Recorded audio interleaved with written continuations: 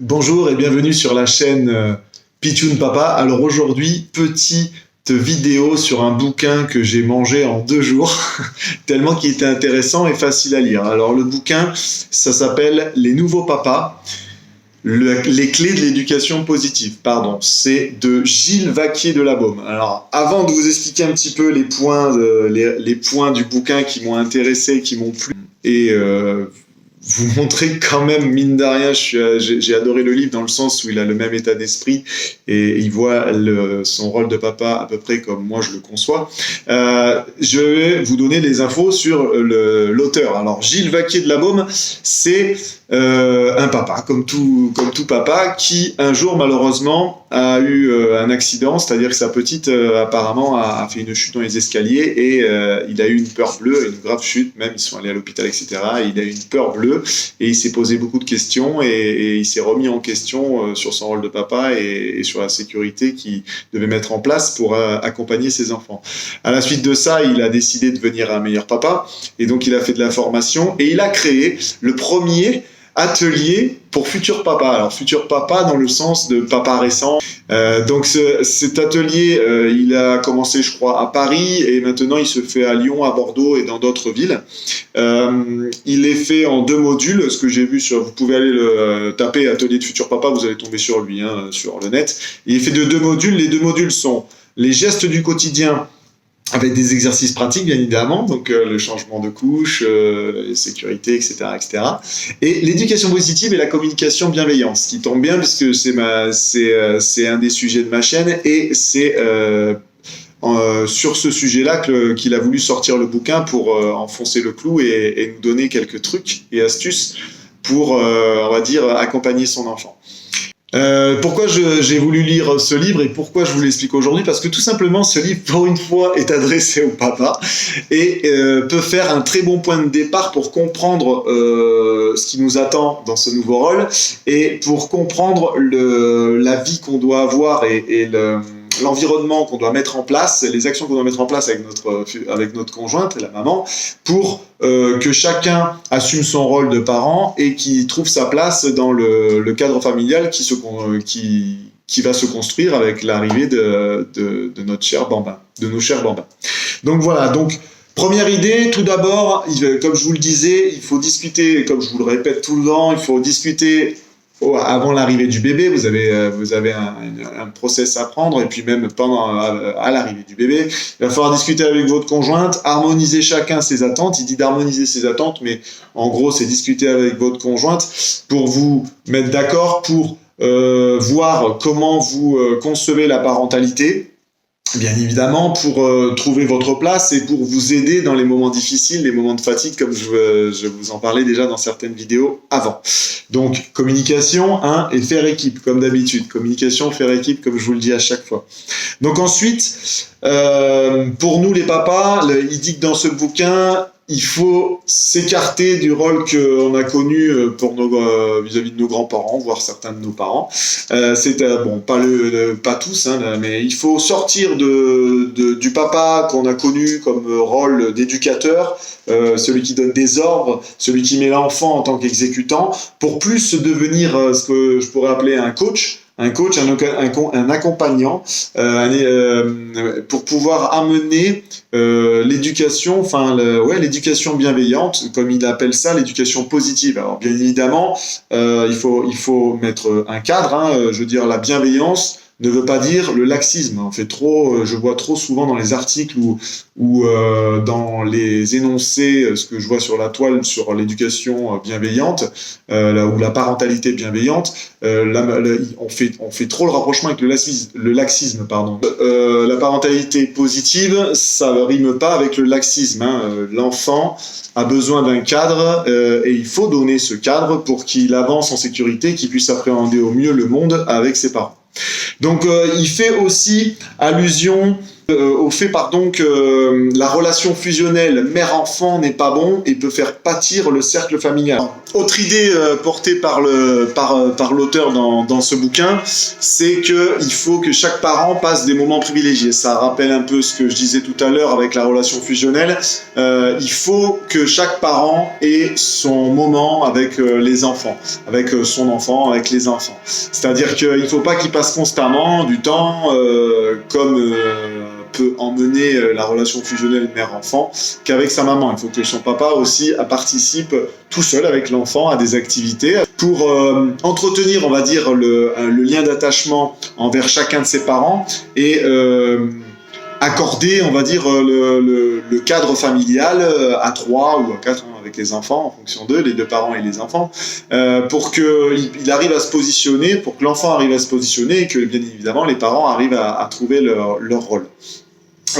À la fois aussi les moments privilégiés, ça permet aux 2 parents de s'entraider, hein. C'est-à-dire que quand il y en a un qui est un peu fatigué ou autre, ça lui permet de s'isoler, de s'accorder du temps à soi, de se retrouver, de se reposer, ce qui est toujours très bénéfique, hein, parce que comme je vous l'ai dit, si on est trop impliqué et que on cède pas entre parents, à un moment donné, avec la fatigue, etc., on va arriver on va dire à des moments de tension. Le fait aussi d'accorder des moments privilégiés avec l'enfant, ça permet de lui développer son esprit critique.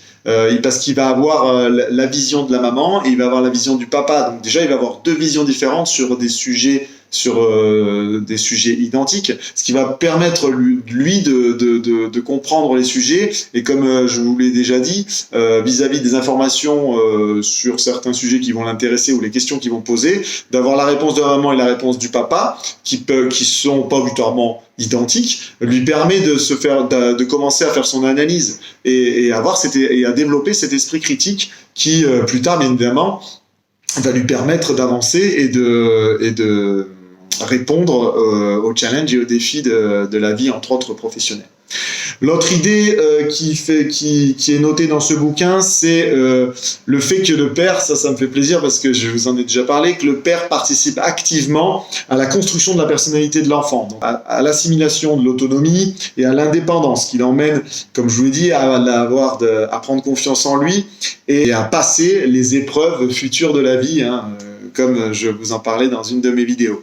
Il insiste aussi sur une période que je ne connaissais pas pour le coup, la période, il appelle ça la période des 1000 jours. Alors je vous le lis parce que c'est la période qui part de la date de conception jusqu'aux 2 ans de l'enfant. Il dit que c'est une période très importante et que là, pour le coup, les parents doivent être un peu plus exigeants vis-à-vis d'eux-mêmes et se remettre beaucoup en question parce que ça conditionne le cadre familial et le futur de l'enfant. Alors bien évidemment, il ne faut pas se mettre une pression non plus énorme quand on lit ça, parce que ça peut faire peur, bien évidemment. Et puis personne n'est parfait. Et puis, comme je vous le disais, le fait d'être jeune parent, on apprend en même temps d'être l'enfant, à être parent. Cependant, il dit que les 2 premières années, il faut augmenter un peu plus ses efforts et être plus présent, ce qui est logique, pour emmener la sérénité, le cadre de sécurité de votre enfant, et puis parce qu'apparemment ça conditionne le développement de l'enfant dans les années suivantes. Donc après, toujours dans cet aspect d'accompagnement et de construction, il dit que notre style de parentalité affecte le développement social et psychologique de l'enfant. Qu'est-ce qu'il veut dire par là? Ça veut dire que c'est nous les adultes responsables, c'est nous qui avons le recul et l'expérience des situations, et c'est à nous d'accompagner notre enfant et de prendre du recul sur des situations pour expliquer les choses correctement à l'enfant. C'est à nous de nous mettre à sa disposition pour lui faire appréhender au mieux les difficultés et pour l'aider à comprendre les choses de la vie, si on peut résumer comme ça.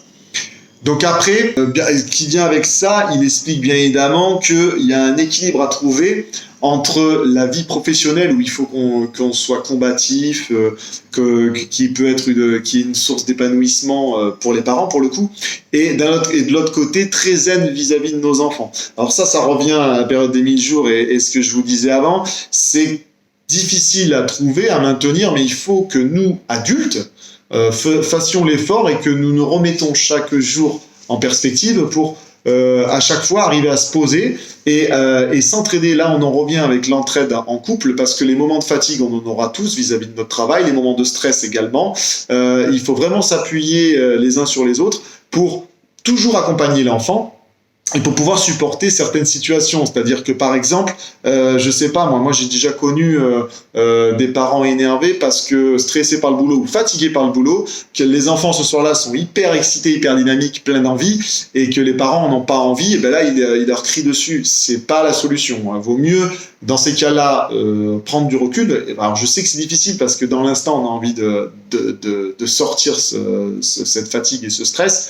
Mais le mieux, c'est de passer le relais à son conjoint, par exemple, qui lui peut-être est moins stressé, moins fatigué, ou si on est tout seul dans la pièce avec les enfants, c'est de tranquillement souffler, se mettre à son niveau, prendre son enfant dans les bras, lui faire un câlin. Enfin, vous voyez, à la fois ça l'apaise, à la fois ça vous apaise, ça vous laisse un peu le temps de souffler et de prendre conscience de la situation et pas réagir en réaction, c'est le cas de le dire, de réagir dans l'instant et donc à chaud et de crier sur votre enfant ou de paraître énervé alors que votre enfant, il faut bien comprendre que l'enfant fait ses actions jamais dans l'intention de vous énerver. Il n'a pas le recul, il n'a pas l'expérience, il n'a même pas conscience des fois des actions, il apprend la vie et il a beaucoup de choses qui se passent dans son cerveau, donc tout ça fait qu'il est plein d'entrain, mais il faut bien comprendre que l'enfant n'est jamais là pour vous énerver et n'est pas là pour... moi j'ai connu la période où, regarde, il n'arrête pas de faire des caprices. Les enfants qui sont jeunes ne font pas de caprices, je veux dire, ils savent même pas ce que c'est. Ça, c'est une interprétation d'adulte, comme je vous l'ai dit. Et là, nous, comme on essaie d'être des adultes responsables et des guides et des accompagnateurs pour aider notre enfant, c'est à nous de prendre le recul et de faire l'effort. Et si on n'arrive pas, qu'on est vraiment bien énervé ou bien fatigué par le travail, on fait appel à son conjoint ou on fait appel aux grands-parents, aux personnes autour de nous, pardon. Et si on est tout seul dans la pièce, on prend les 2 secondes qui vont bien pour souffler tranquillement et aller voir son enfant et le réconforter en le prenant dans ses bras, ce qui à la fois vous tranquillement vous calmera et calmera aussi votre enfant par la même occasion. Moi, je l'ai déjà fait, je le fais de plus en plus. Franchement, vis-à-vis de la petite, ça marche pas mal. Et puis moi, qui c'est vrai, ai tendance à réagir assez vite, me permet de me canaliser, de faire ça aussi. Voilà. Donc c'est du gagnant-gagnant. Ça, il explique plein de petits trucs comme ça dans le bouquin. Franchement, c'est bon à prendre comme information. Tous ces petits sujets sont des sujets qui reviennent, mais ça me fait plaisir de voir que cet auteur en parle, parce que ça montre bien que en tant que papa, l'état d'esprit évolue, on veut être plus présent, on a moins, le cadre familial a changé, on n'est plus dans le côté très hiérarchique et donneur d'ordre d'avant, on a bien changé la société, parce que la société a changé et parce que la vision de la famille a changé, et tant mieux, j'ai envie de vous dire, parce que comme ça, en tant que papa, on est plus présent et on prend un peu plus de place. Et vis-à-vis des enfants et vis-à-vis de sa conjointe, on est là pour s'aider, s'entraider. Toujours pour construire comme il dit, ce cadre familial. J'aime bien ce cadre familial parce qu'il y a cadre et il y a famille. C'est les 2 choses qu'il faut garder en tête à chaque fois. Donc ça m'a fait plaisir de faire cette vidéo sur ce livre qui s'appelle « Les nouveaux papas, les clés de l'éducation positive » de Gilles Vaquier de La Baume. Vous le trouverez sur Amazon, vous le trouverez en tapant Atelier du futur papa sur le net. Je vous mettrai au pire un lien dans le corps de la vidéo.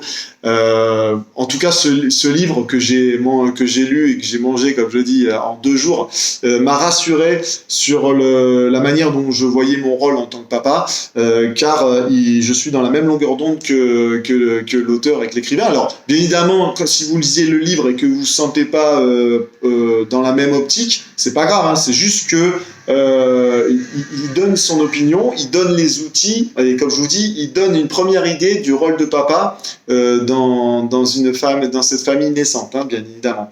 Comme je disais,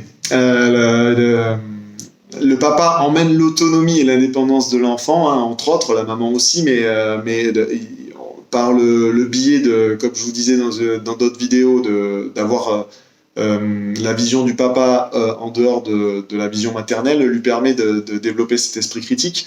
Ça va pas être facile, hein, il le répète dans le bouquin et ça me fait plaisir, ça aussi un peu de vie de tous les jours, qu'il explique un peu sa vie. Ça va pas être facile tous les jours parce qu'on apprend en même temps qu'on devient les papas.